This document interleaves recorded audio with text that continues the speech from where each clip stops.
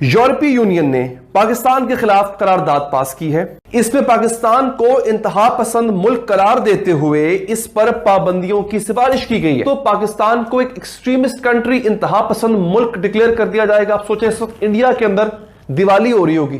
पाकिस्तान के जी हस्बे साबक हस्बे रवायत डिप्लोमेट्स जो थे वो सोए रहे और हमें इतला तब मिली जब वो पास होके खबर की सूरत में सामने आई। लोग मजाक उड़ा रहे हैं, हिज उठा रहे हैं और हम जो हैं वो एक तमाशा बने हुए हैं और चौक में से जो भी गुजरता है वो हमारे सर के ऊपर चपत लगा जाता है। बच सकते थे इस फसाद से, लेकिन इन्होंने इस फसाद को मजीद भड़का दिया। शाबाश है इनकी नाअहली। फ्रांस के बारे में इस तरह के कमेंट्स कह रहे हैं। फ्रांस जो ऑलरेडी इंडियन कैंप में है, इंडिया से उसके मजबूत डिफेंस टाई है, हम लोग उन टाइज को इग्नोर करके हम इस किस्म की हरकतें फरमा रहे होते हैं।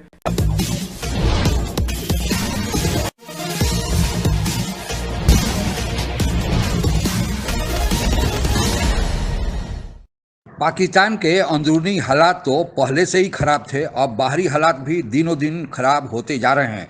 दोस्त दुश्मन बनते जा रहे हैं, या यूं कहिए कि पाकिस्तान की हरकतों के कारण पाकिस्तान खुद ही अपने लिए दुश्मन पैदा कर रहा है।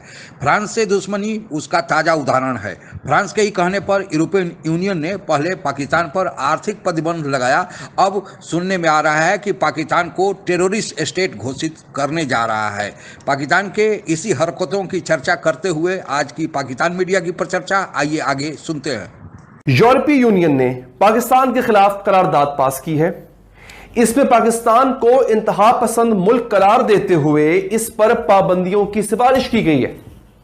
दो चीजें होंगी नाज़रीन, एक तो पाकिस्तान को एक एक्सट्रीमिस्ट कंट्री, इंतहा पसंद मुल्क डिक्लेयर कर दिया जाएगा। आप सोचें, इस वक्त इंडिया के अंदर दिवाली हो रही होगी, शादियाने बज रहे होंगे भारत के अंदर कि बाकी मुल्कों की तरह हमने कहा हम सिविलाइज्ड कौम तो है नहीं, हमें तो यह साबित करने के लिए कि हम कितने अच्छे आशिक रसूल हैं, कितने सच्चे आशिक रसूल हैं, हम साथ वाले हमसाए की गाड़ी को आग भी लगाएंगे, हम बेचारे किसी शख्स का किस्तों पे लिया हुआ मोटरसाइकिल उसको भी तोड़ेंगे, हम हर वो काम करेंगे जिससे हमारा नुकसान होगा और हम बताएंगे कि हम कितने सच्चे और कितने बड़े आशिक रसूल हैं।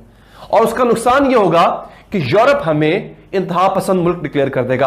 आप में से अक्सर कहेंगे सादे साढ़े लितर नू परवाह, कहेंगे ना आप, हमें इससे क्या, हम तो भाईजान ये कर देंगे तो वो कर देंगे। भाईजान आपको परवाह नहीं होगी, उन 45% लोगों को जरूर परवाह होगी नाज़रीन, जिनका गुजर बसर जो है ना, वो उनके जो बच्चे, भाई बहन, बड़े, कोई भी शख्स जो यूरोप में बैठ के कमाई करके टैक्सी चला के पैसे वापस भेज रहा है ना, उसको फर्क पड़ेगा, आपको नहीं पड़ेगा, चूल्हा उसका बंद हो जाएगा। अब मैं आपको बताता हूं हुआ ही है, उन्होंने लिखा ही है करारदाद में नाज़रीन, फ्रांस के नुमाइंदों ने यह कहा है कि पाकिस्तान में फ्रांस के खिलाफ इतनी नफरत है कि तशद्दुद रोकने की कोशिश करने वाले पुलिस अफसरान को फ्रांस का एजेंट कहकर कत्ल किया गया। दूसरी दलील यह दी गई, अब मैं आपको वो दलीलें बता रहा हूं जिस दलील की बुनियाद पर इन्होंने पाकिस्तान के खिलाफ पाबंदियां आयद करने का फैसला किया है और पाकिस्तान को एक इंतहा पसंद मुल्क डिक्लेयर करने का फैसला किया है। दूसरी दलील वो ये थी कि ऐसे मुजाहिरे दुनिया के किसी और मुस्लिम मुल्क में नहीं हुए, यानी ये मुस्लिम उम्मा का मसला नहीं था, पाकिस्तान में ही इंतहा पसंदी पाई जाती है, ये वो कह रहे हैं। पाकिस्तान के जी हस्बे साबक हस्बे रवायत डिप्लोमेट्स जो थे वो सोए रहे और हमें इतला तब मिली जब वो पास होके खबर की सूरत में सामने आई। हम इस रेजोल्यूशन को पेश होने से रोक सकते थे, हुकूमत पाकिस्तान रोक सकती थी, नहीं रोका गया। अब पेश होने के बाद इसको हम जाके काउंटर कर सकता है हमारा सफारतकार, हमारा दफ्तर खारजा। दुख है कि नहीं करेंगे। क्यों? क्योंकि यूरोपियन यूनियन को जब PIA की फ्लाइट्स के ऊपर बैन लगाया था तो वो हमें बोलते रहे थे, 2 दफा उन्होंने लेटर भेजा कि भाईजान ये हमने आप पे बैन लगाया, इसके खिलाफ कोई अपील करनी है तो कर लें। हमने अपील नहीं की, वो राइट भी हमने फोरगो कर दिया अपील का। अपील करके हम उनको एंगेज कर सकते थे। तो इसलिए खदशा ये है कि ये GSP+ के लिए भी जो है वो अपील ना की जाए। क्यों भला? तुसी मैनू गेन नहीं देंदे पे खेलन वास्ते, मुझे काम नहीं करने देते, तो मैं भी फिर अपील नहीं करता। असम्बलियां ना तोड़े, अपील से तो बैकआउट कर सकता है ना। ये है इशू असल के अंदर। जो हमारी लोकल लड़ाई है इस वक्त अपना उसकी हकूमती ग्रोहों की या हकूमती माफिया की या माफिया के अरकान की या माफिया के फ्रीकैन की आपस में वो खुल के आलमी चौक के अंदर पहुंच गई है और वहाँ से लोग मजाक उड़ा रहे हैं, हिज उठा रहे हैं और हम जो हैं वो एक तमाशा बने हुए हैं और चौक में से जो भी गुजरता है वो हमारे सर के ऊपर चपत लगा जाता है। सोचिए कि ये वो वज़ीर इमरान खान है जो कहते हैं मुझे वेस्ट की बड़ी अच्छी अंडरस्टैंडिंग है और ये इस किस्म के बयान दे देते हैं जिसकी हमें बाहर कीमत अदा करनी पड़ती है, पाकिस्तान को कीमत अदा करनी है। इन्होंने क्या कीमत अदा करनी है वज़ीर इमरान खान ने? इनके तो बहुत से एटीएम से खर्चे उठा रहे हैं जहांगीर तरीन से, पहले याशी करते किसी और से कर लेंगे, लेकिन हम गरीब मारे जाएंगे, वो मजदूर मारे जाएंगे जो फैक्ट्रियों में काम कर रहे हैं। इनका क्या जाएगा? इससे पहले भी इसी किस्म के इन्होंने वो मलेशिया, ईरान और वो समिट वाली कॉन्फ्रेंस करके अरब ममालिक को नाराज कर लिया था। सऊदीया ने पैसे अपने वापस ले लिए हमसे, यूएई ने हम पे हमारे पे जॉब्स की पाबंदियां लगा दी, हमारे लोगों को वहां से फायर करना शुरू कर दिया, सऊदी अरब ने पाकिस्तानी मजदूरों को निकालना शुरू कर दिया, गुर्बत तो इधर आई। इनका क्या गया? उससे पहले भी ये इसी किस्म की हरकत फरमा चुके हैं। ईरान गए तो वहां पे जाके कह दिया कि पाकिस्तान से क्रॉस बॉर्डर टेररिज्म होता है। क्या है आप? आपको नहीं पता अगर फॉरेन पॉलिसी का तो आप मुंह बंद रखिए यार।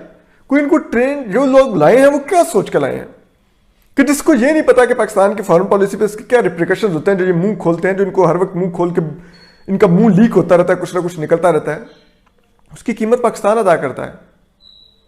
जब भी फिर इन्होंने खड़े होकर कह दिया कि जनाब वो फ्रांस में होलोकॉस्ट का इन्होंने कंपैरिजन कर दिया।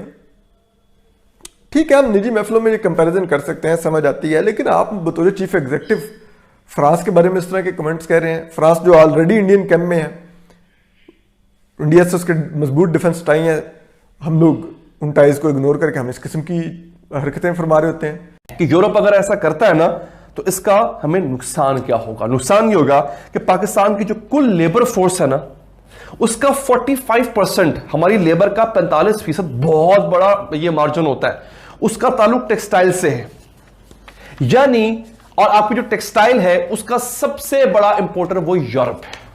यानी जब यूरोप आपके साथ ट्रेड बंद करेगा तो सबसे बड़ा जो धचका है वो आपके पाकिस्तान के टेक्सटाइल सेक्टर को लगेगा। इस वक्त आपको बताऊं मैं, पाकिस्तान के टेक्सटाइल सेक्टर के अंदर 2.5 लाख बंदे की कमी है। 2.5 लाख मजदूर चाहिए, इतना काम है। हमारे पास एक्सपोर्ट का इतना ऑर्डर इस वक्त आया हुआ है कि लेबर नहीं मिल रही है। एक वक्त था लोगों को रोजगार नहीं मिल रहा था, अब लेबर नहीं मिल रही है काम के लिए, इतना काम है। ये सब काम खत्म हो जाएगा। फिर जनाब जो तकरीबन 22 लाख पाकिस्तानी पूरे यूरोप में काम करता है, जो सालाना अपने घरों में तकरीबन 3 अरब डॉलर यानी 450 अरब रुपया पाकिस्तान भेजता है, पाकिस्तान के जरिए मुबादला के अकाउंट में जाके वो लैंड करते हैं।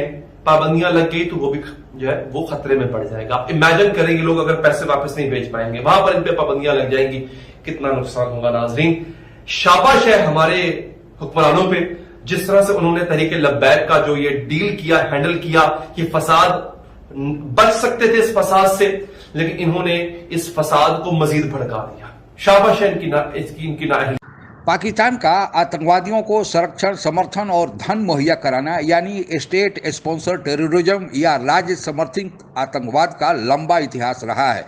पाकिस्तान चरमपंथियों के लिए एक स्वर्ग या सेफ शरण स्थली माना जाता है। अफगानिस्तान में सोवियत संघ से लड़ने के लिए अमेरिका को किसी जोड़ीदार या भागीदार की जरूरत थी और उसे पाकिस्तान के रूप में अपना भागीदार मिला।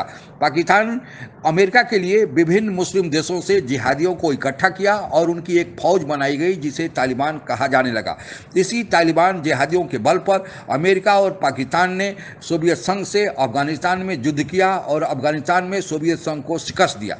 अंतर्राष्ट्रीय मामलों के जानकार और लेखक गॉर्डन थॉमस कहते हैं कि 9/11 की घटना 2001 में जब अमेरिका में हुई और चरमपंथियों द्वारा अमेरिका के ट्रेड टावर को हमला किया गया और तब जब जांच शुरू हुई तो उसके तार पाकिस्तान और अफगानिस्तान में मौजूद तालिबान जिहादियों से उनके तार जुड़े पाए गए। अमेरिका ने अपना संबंध उस समय तालिबान से हटा लिया या समाप्त कर लिया था, पर पाकिस्तान अपना संबंध उन तालिबान जिहादियों से बनाए रखा। कालांतर में कई और जिहादी गुट भी पाकिस्तान में फले फूले।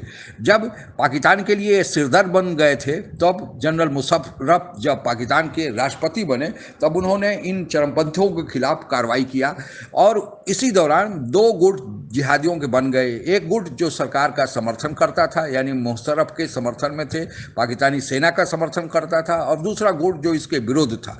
पाकिस्तानी सेना ने इन दोनों गुटों को आपस में लड़ाया, और जो पाकिस्तानी सेना के समर्थक गुट थे उनको भारत में भी जिहाद के लिए उकसाया या आतंकवाद के लिए घुसपैठ कराया। कालांतर में इसी कारण से पिछले 12 सालों का अगर इतिहास पाकिस्तान में देखा जाए तो 3 बार पाकिस्तान को FATF के ग्रे लिस्ट में रखा जा चुका है।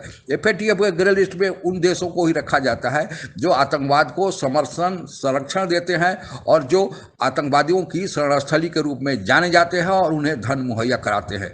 पाकिस्तान के लिए अब यह भी सिरदर्द बनते जा रहे हैं, क्योंकि FATF के ग्रे लिस्ट में इन्हीं आतंकवादियों के कारण उससे रखा गया है, जिससे पाकिस्तान को भारी नुकसान होता जा रहा है। साथ ही विदेश से संबंध भी इन्हीं धार्मिक कट्टरपंथियों के कारण खराब होते चले जा रहे हैं, और पाकिस्तान के अंदरूनी हालात इनके कारण भी खराब हो रहे हैं। दिनों दिन उसमें और वृद्धि ही हो रही है। इसलिए पाकिस्तान को चाहिए कि इन पर लगाम लगाए, इनसे अपना वास्ता तोड़े और एक विकास के मार्ग पर चले जो सबके लिए हित में है, और भारत के लिए वही हित में होगा कि एक सबल पाकिस्तान बनकर सामने आए। आज के लिए बस इतना ही। आप अगर हमसे जुड़ा रहना चाहते हैं तो कृपया मेरे चैनल को सब्सक्राइब करें तथा बेल आइकन भी दबा दें, ताकि नई वीडियो की जानकारी तुरंत आप तक पहुंच जाए। धन्यवाद। जय हिंद।